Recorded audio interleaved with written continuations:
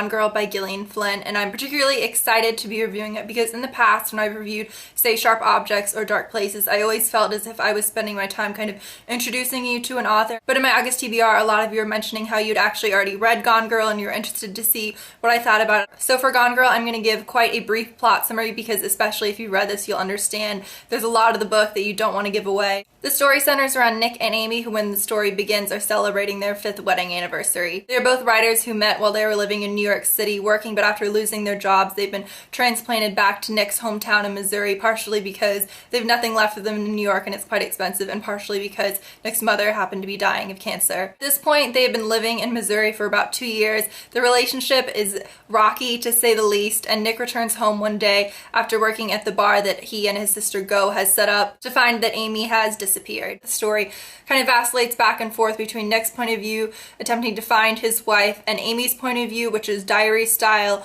that takes place over the years leading up from the day that they met all the way up until the day that she disappeared. I'll admit that I was filled with, I guess I would just say, a little bit of trepidation going into reading this because when I had gone into reading Sharp Objects and Dark Places, I'd only ever heard positive things. When I said that I was going to be reading this in my TBR, and kind of as you guys I saw were reading it, a lot of you said that you just despise the second half of the book and especially the ending. I have to say that did worry me a little bit, and I will get into talking about whether or not I like those aspects, obviously without giving anything away. Kind of like the plot, it's difficult for me to talk about the characters in very much detail because I don't want to give away when it comes to Nick and Amy which characters I was rooting for, which characters I despise. I just really want you to go into reading this not having any indication about twists that may be coming up in the book.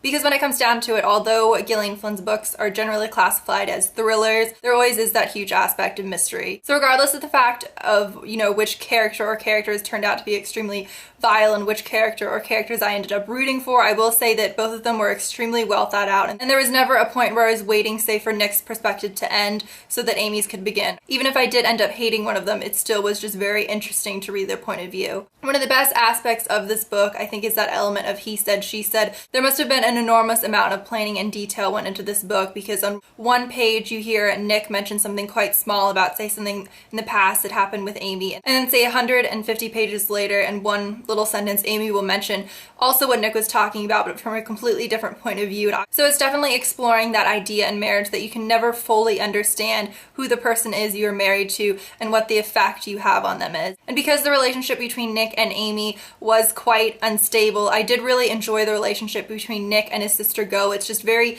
easy and fluid and open, and I think you needed that to balance out Nick and Amy's relationship. This happened a couple days ago. I know this video probably won't go up for a little while because I'm going to be away, but Gillian Flynn was actually on The View because I think it was Whoopi Goldberg came across this book, so she wanted to have her on so that they all could discuss it. So I thought that was really great. It was very exciting to see Gillian Flynn kind of in person, and they kept reiterating the fact that this was the summer's best thriller. And obviously I'm not complaining about the fact that this book is doing very well. Obviously I want her books to become extremely popular and for everybody to enjoy them, but I'm just personally not the biggest fan of the word thriller. Just the word thriller always feels quite cheap to me. Whenever I hear the word thriller, it kind of makes other works like action novels come to mind, just books where, I don't know how to explain it, but just the plot, I guess, kind of takes precedent over the actual writing. A classic example, I guess, would be those shitty James Patterson novels. I actually don't feel bad at all calling them shitty just because he's not actually the one writing them. I don't know if anybody realizes that. James Patterson no longer writes books. You can correct me if I'm wrong, but he just writes outlines and then other people, and then he hires co-writers to actually go ahead and write them. I just don't want people going into reading this just anticipating some kind of easy summer type thriller. I think one of the best aspects of all three of her books, you especially see it in Dark Places, but you also see it in Gone Girl, is her ability to slowly build up suspense and tension. Her plots are also extremely intricate and, as I said, just very well thought out. I saw her mention on The View that she didn't even know how the ending of Gone Girl was going to end, which I just found so surprising because, at least to me, her books seemed to be the kinds where she would have to have a very intensive outline going into it just because so many things have to correlate. One thing that they also mentioned on The View was that an actress, a very famous one, has bought the rights to the book so that she can star as Amy in the film. So if you're anything like me and you don't like having the movie characters' images in your mind when you're first going into a book and reading it, then just fast forward the next 10-15 seconds. But Reese Witherspoon is the one who bought it, and she will be playing Amy, and if you've read the book, you will completely understand that in one respect, I think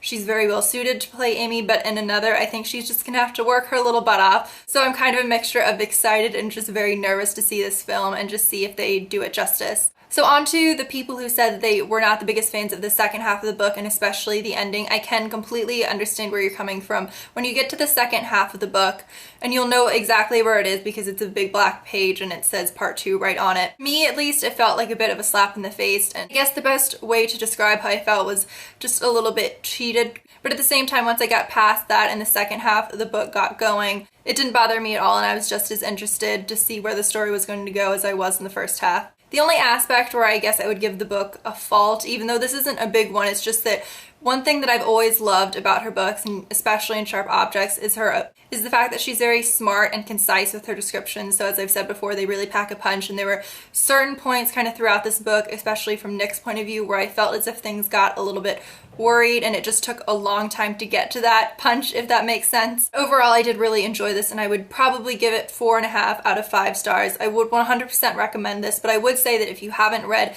a book by Gillian Flynn before, I would read them in the order that they were published, not obviously because there's any correlation between the characters or the plot, but I just think it'll probably make sense if you've read them before, why I think it would just be good to start off with Sharp Objects and work your way through. I almost don't want to stop reviewing this because I know that means I probably won't be reviewing another Gillian Flynn book for at least a year, I guess I would say, probably even a couple. So if you read this, make sure to let me know what you thought about it, obviously without giving anything away, or if you can think of another author or particularly a book that would help fill the very vast void that I feel now that I don't have another one of her books to read, make sure to let me know, and I'll see you soon. Bye.